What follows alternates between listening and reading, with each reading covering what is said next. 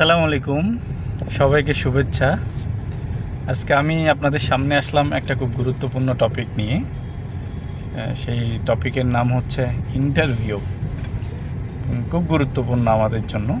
আমরা যেহেতু অনেকেই চাকরি খুঁজি বা চাকরি চেঞ্জ করতে চাই বা নিজেদের প্রফেশনালাইজমে নিজেদেরকে আরও ডেভেলপ করার জন্য ভালো ভালো কোম্পানিতে আমরা মুভ ফরওয়ার্ড হতে চাই। সো সেটাকে চিন্তা করে আমি আজকে একটা স্পিচ আপনাদের জন্য রাখলাম। সেটা হচ্ছে ইন্টারভিউ, কিভাবে ইন্টারভিউ বোর্ডে নিজেকে ফেস করতে হয় সেই বিষয় নিয়ে আজকে আমি বিস্তারিত কথা বলবো।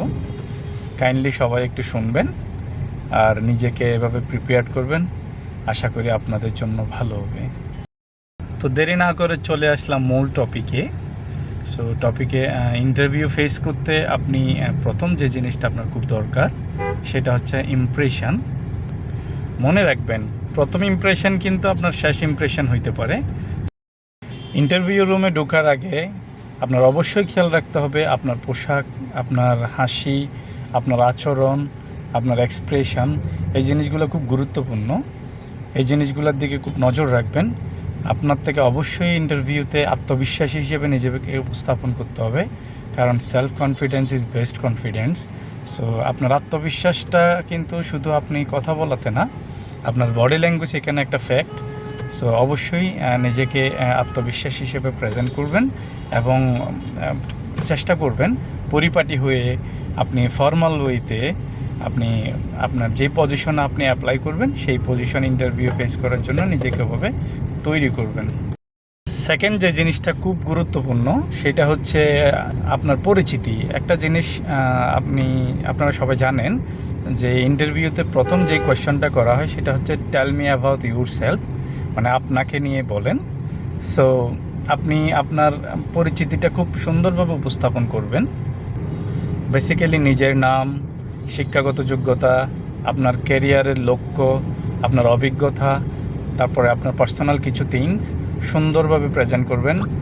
চেষ্টা করবেন যেটা সিভিতে নাই সেই ইনফরমেশনগুলো বেশি দিতে, কারণ সিভিতে যেটা আপনি মেনশন করছেন এটা কিন্তু আপনার ইন্টারভিউ বোর্ডে বলার জন্য না, ওটা অলরেডি ইন্টারভিউয়ার দেখে। সো এভাবে নিজের টেল অ্যাবাউট ইউর সেলফটা তৈরি করবেন এবং অপ্রয়োজনীয় কোনো কথা বলবেন না। খুব সংক্ষেপে আপনি 8-10টা বাক্যের মধ্যে আপনি চেষ্টা করবেন ফুল সিনারিওটা কভার করতে। 3 নম্বর যে জিনিসটা আপনার চিন্তা করতে হবে সেটা হচ্ছে ইন্টারভিউতে আরেকটা জিনিস খুব বেশি প্রশ্ন করে ইন্টারভিউয়াররা, সেটা হচ্ছে আপনি যেই প্রতিষ্ঠানে ইন্টারভিউ দিবেন সেই প্রতিষ্ঠানে আপনি কিভাবে উপকারে আসবেন বা আপনি কী ভ্যালু অ্যাড করবেন।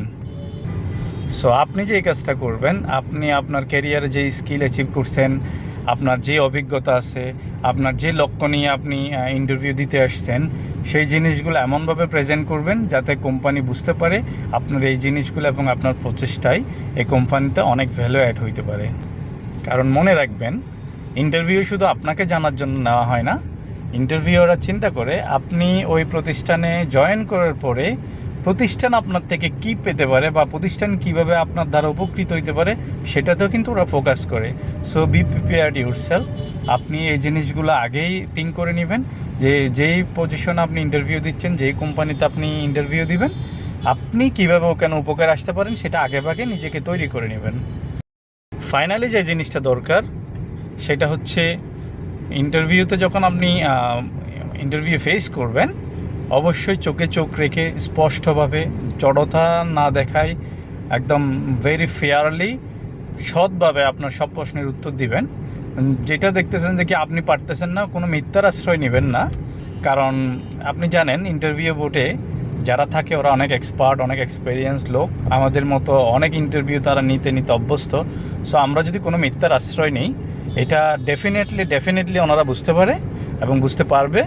সো যেটা দেখতেছেন আপনার সাথে অ্যাডজাস্ট হচ্ছে না বা আপনি জানেন না বা আপনার এক্সপেরিয়েন্সের বাইরে, অনেস্টলি স্বীকার করেন, যে অনেস্টলি বলে দিবেন যে সরি, আমি আসলে এই জায়গাতে স্কিপ আছে, এই জায়গাতে আমি জানি না, বা এই জায়গাতে আমার এক্সপেরিয়েন্স কম।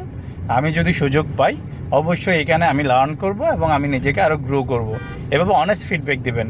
কোনো ধরনের ছলছাতুরি, মিথ্যার আশ্রয় বা ইনিয়ে বিনিয়ে বলা এই জিনিসগুলো করবেন না।